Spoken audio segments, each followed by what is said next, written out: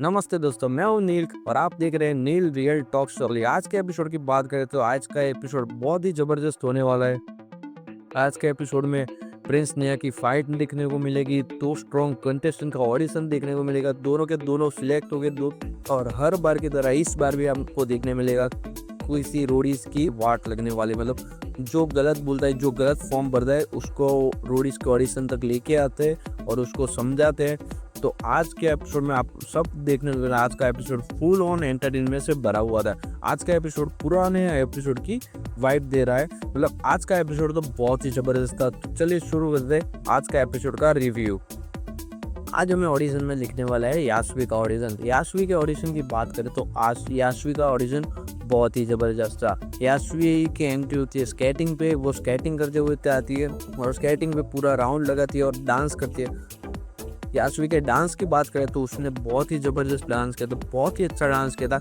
मतलब वो अपने फेस से कॉन्फिडेंस दिख रही थी, उसका डांस अच्छा आ रहा था, उसके फेस एक्सप्रेशन भी बहुत अच्छे आते थे। मतलब यास्वी को देख के लगता था वो एक प्रॉपर प्रिपरेशन करके आई थी और बहुत ही अच्छा कर रही थी। फिर अपनी स्टोरी बताती है, वो एशिया में नंबर 5 पे अभी है और पिछले 10 साल से इंडिया में नंबर 1 के रैंकिंग में उसी के साथ एंटर थे पृथ्वी की। पृथ्वी को देख के उतना अच्छा था नहीं उसका ऑडिशन, वो मतलब बॉडी बना के आया हुआ था। और रणवीर सर भी बताते कि सिर्फ फिटनेस से कुछ होता नहीं है, वो अपनी फिटनेस दिखाते, फिटनेस में पुलअप्स करता है, मतलब स्ट्रेंथ दिखाता है। स्ट्रेंथ वाइज देखने जाए तो पृथ्वी बहुत ही अच्छा कर रहा था।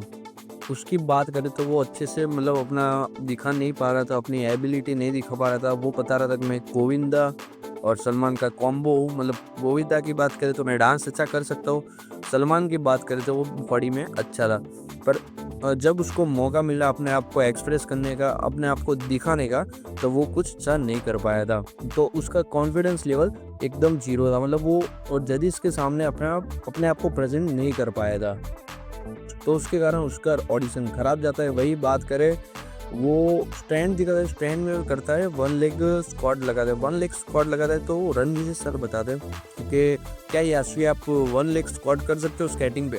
तो यास्वी ने स्केटिंग पे खड़े रह के 1 लेग स्क्वाट किया था, पर उसका प्रॉपर नहीं हो पा रहा था, उसका बैलेंस हिल जा रहा था। तभी यास्वी दिखाती है स्केट करते करते आती है 1 लेग पे और 1 लेग स्क्वाट लगाती है। मतलब उस यास्वी का अपन परफॉर्मेंस देखने जाए तो बहुत ही जबरदस्त, उसका डांस मस्त था, उसकी स्ट्रेंथ मस्त थी। उसने अपने आप को मतलब 1 लेग स्क्वाट लगाए, पुशअप लगाए, उसको देख के सारे जजेस बहुत ही इम्प्रेस हो गए थे। यास्वी को देख के लग रहा था वो एक मस्त रोडी मटेरियल है, उसको जर्नी पे ले जाना चाहिए।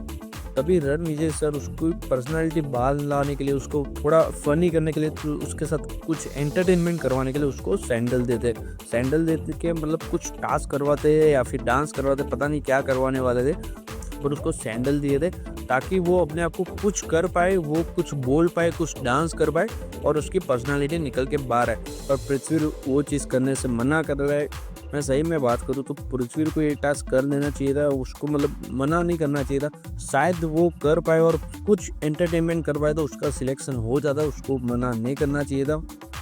वो अगर सैंडल पहन के टास्क कर देता, अपने आप को एक्सप्रेस कर पाता, कुछ मूव्स कर पाता, तो उसके लिए ही अच्छा था। रणविजय सर ने उसको कंफर्टेबल फील करवाने के लिए, उसकी पर्सनालिटी बाहर लाने के लिए उसको सैंडल दिया था और कुछ टास्क करवाए। पर पृथ्वी ने वो मना कर दिया, तभी सारे गैंग लीडर्स उसको मना कर दे, भाई तू जर्नी में आगे नहीं बढ़ सकता, तो अपने आप को एक्सप्रेस नहीं कर पा रहा है। तभी पृथ्वी की जर्नी खत्म हो जाती है, उसको रिजेक्ट कर देते।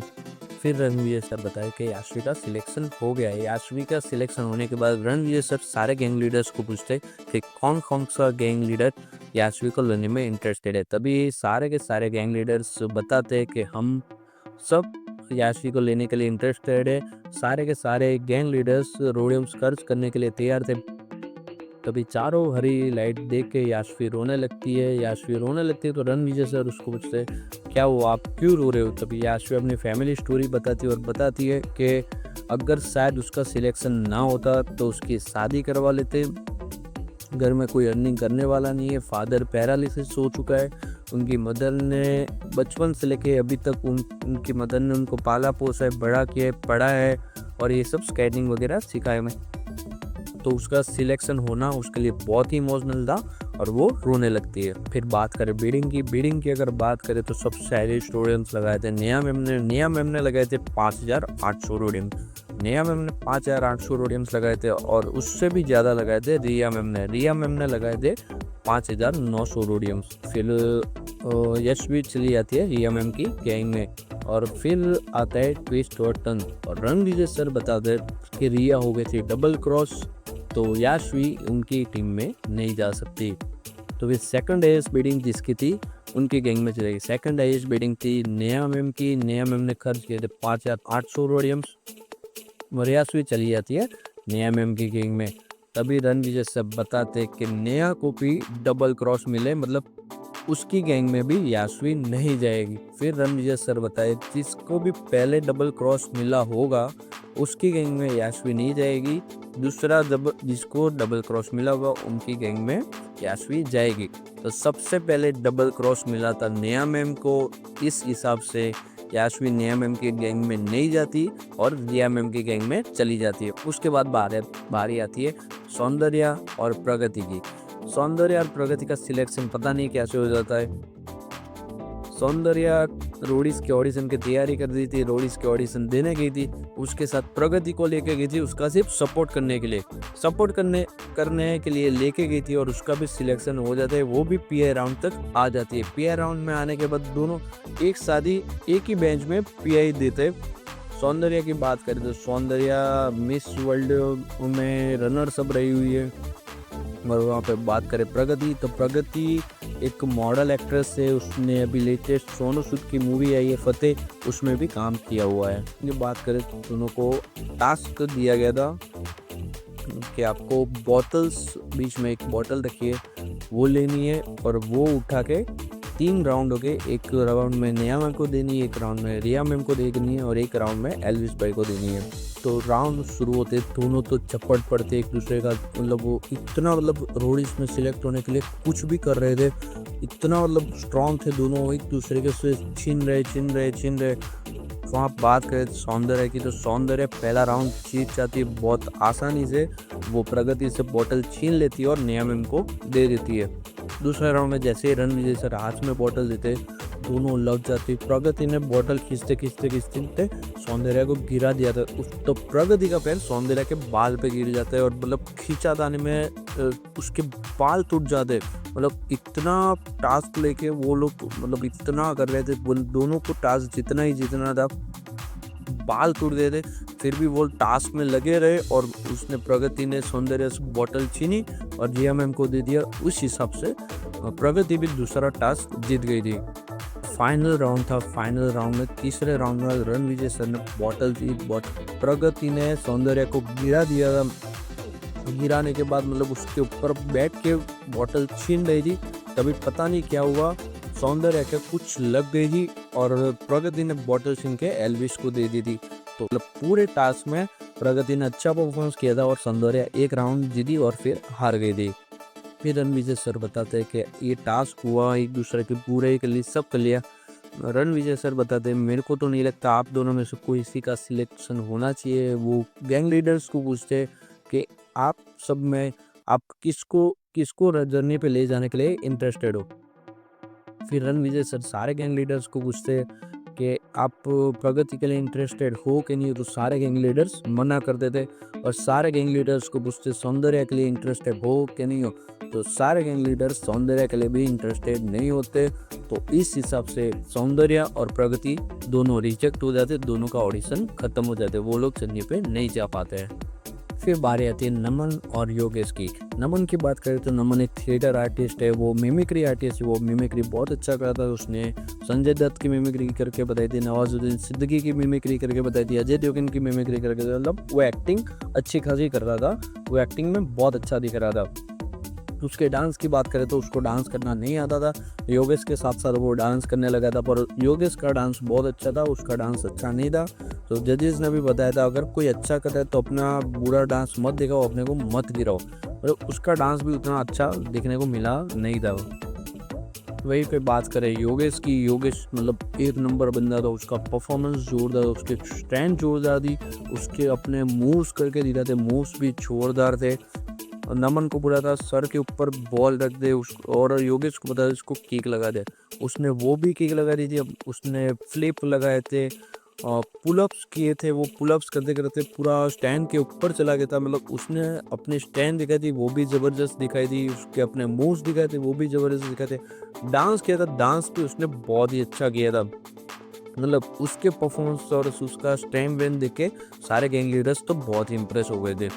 और फिर जब टास्क की बारी आई थी, टास्क में रोप क्लाइंब करना था, दोनों को साथ में करना था।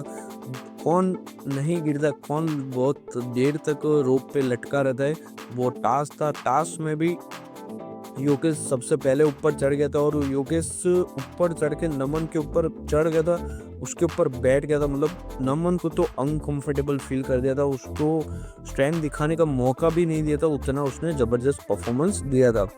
उसका ऑडिशन बहुत ही ज़बरदस्त गया था। मतलब बात करें तो सबसे स्ट्रॉन्ग कंटेस्टेंट वैसे वो दिख रहा था। तभी एल्विस बताता है सर मुझे नहीं लगता वो कुछ एक्सप्रेस नहीं कर पा रहा है, वो कुछ बोल नहीं पा रहा है, अपने आप को रिप्रेजेंट नहीं कर पा रहा है, तो इसका सिलेक्शन नहीं हो सकता है। तभी नमन फूल जाता है और बोलता है मैं अपना ओपिनियन रखना चाहता हूँ, मैं कुछ बोलना चाहता हूँ। और फिर बात करता है एल्विस के बारे में। मुझे बोलता है कि मुझे पसंद नहीं था, मैंने इसलिए लिख दिया कि आप डिज़र्व नहीं करते, आप अपने फैन फॉलोअर के कारण ही बड़े हो आगे, आप मतलब गुंडागिरी करते हो, आप सबको मारते हो पीटते हो, आपके फैन सबको मारते पीटते। मेरे को भी पर्सनली अच्छा नहीं लगा था। ऐसा किसी गैंग लीडर्स के बारे में नहीं सोचना चाहिए, ऐसा नहीं लिखना चाहिए। उनकी वो पास्ट लाइफ में उन्होंने जो भी किया वो आप नहीं डिस्कस कर सकते, आप नहीं बता सकते। अगर आपके पास कोई अच्छा वैलिड पॉइंट है, क्यों नहीं होना चाहिए, तो आप बताओ, पर उनकी पास्ट लाइफ के बारे में, उसके पर्सनल एक्सपीरियंस के बारे में मत बताओ। तभी नमन बताता है कि आपके फैन सारे आपके नाम पे मारपीट करते, सबको धमकाते, डराते, सबको पीटते। तभी एल्विस भाई बताते हैं मेरे नाम पे कौन मारपीट कर रहा है, मेरे नाम पे कोई मारपीट नहीं कर रहा होता है। तो मुझे एक नाम बता जो मेरे नाम पे मारपीट करता हूँ। सब वो गलत बोल रहा था, कुछ सही नहीं बोल रहा था। तब उसको बताया कि आपको जर्नी पे आगे नहीं लेना चाहिए। तब वो जाके कुछ बोलने लगा, कुछ भी बोलने लगा, मतलब अपने आप को कोई भी ओपिनियन देने लगा और अपने आप को सही साबित करने की कोशिश करने लगे। तो इस हिसाब से एल्विस भाई उसको मतलब चार देते, समझाते भाई ये सब मत बोलो, अपना ओपिनियन मत दे, अगर सही आपको पता नहीं है तो आप कुछ भी मत बोलो, किसी को भी एलिगेशन मत लगाओ। इस हिसाब से नमन रिजेक्ट हो जाता है, नमन को मना कर देते हैं कि और नमन का सिलेक्शन नहीं हो पाता है। अभी तक के ऑडिशन की बात करें तो जो भी 5 थे कंटेस्टेंट सिलेक्ट हुए, उसमें से सबसे स्ट्रॉन्ग, सबसे अच्छा कंटेस्टेंट देखने आए तो योगेश था। और उसको देखकर ही लग रहा था कि इसका सिलेक्शन होना ही, और सारे के सारे गैंग लीडर्स को अपने गैंग में लेने के लिए बहुत ही एक्साइटेड थे। तभी आती है बिडिंग की बारी। बिडिंग की बारी में सबसे हाईएस्ट रोडियम्स योगेश के ऊपर खर्च किए। सबसे हाईएस्ट बिड लगाई थी प्रिंस सर ने उसके पीछे लगाए थे 8100 रोडियम्स। उसके बाद एल्विस भाई ने सबसे हाईएस्ट बिड लगाई थी 10,000 रोडियम्स। मतलब एल्विस भाई के पास जितने भी रोडियम्स थे, सारे के सारे रोडियम्स एल्विस भाई ने लगा दिए थे योगेश को अपनी टीम में लेने के लिए। वरुण विजय सर बताते इससे ऊपर कोई बिड लगा नहीं सकता, और सबसे पहले जो 10,000 लगा देता है उसी की गैंग में वो कंटेस्टेंट चला जाएगा। फिर बारी आती है ट्विस्ट और टर्न्स की। वहाँ पे पता चलता है कि एल्विस को डबल क्रॉस किसी ने नहीं किया था, तो इस हिसाब से योगेश चला जाता है एल्विस की गैंग में। और फिर पता चलता है कि प्रिंस को डबल क्रॉस कर दिया था। प्रिंस को डबल क्रॉस किया था नेहा ने और एल्विस ने, जो पहले से मना कर रहे थे कि एक दूसरे का साथ देंगे, भाईचारा करेंगे। और नेहा ने मना किया था कि प्रिंस को धोखा नहीं देगी, पर नेहा ने भी प्रिंस को धोखा दे दिया था। तो प्रिंस और नेहा की इधर लड़ाई हो जाती है, और प्रिंस बताता है कि आज के बाद मेरे से हेल्प के लिए मत आना, मेरे को बताना मत कि इसको क्रॉस कर, उसको क्रॉस कर, मैं तुझे ही डबल क्रॉस करूँगा और मेरे दोनों के दोनों क्रॉस तेरे लिए ही होंगे। तो इस हिसाब से नेहा और प्रिंस की लड़ाई हो जाती है। आज के एपिसोड की ओवरऑल बात करें तो आज के एपिसोड में बहुत अच्छा मुझे तो लगा था योगेश का ऑडिशन। उसका मतलब पूरा ऑडिशन की बात करें तो उसकी स्ट्रेंथ, डांस, उसके मूव्स बहुत ही ज़बरदस्त थे। और बात करें याशवी की, याशवी का मतलब एक नंबर ऑडिशन था। याशवी ने अपने स्केटिंग से जो मतलब डांस किया था, उसने अपनी स्ट्रेंथ दिखाई थी, उसने उसकी अपनी गोल्ड मेडल जीते थे वो दिखाया था। मतलब वो उसका भी ऑडिशन बहुत ही अच्छा रहा था। तो ये था रोडीज एपिसोड का रिव्यू। वीडियो पसंद आया तो वीडियो को लाइक करो, चैनल को सब्सक्राइब करो और कमेंट सेक्शन में ज़रूर बताना कि आपको अच्छा लगा। तो चलिए मिलते हैं अगले एपिसोड के रिव्यू के साथ, तब तक के लिए कीप वॉचिंग नील रियल टॉक शो।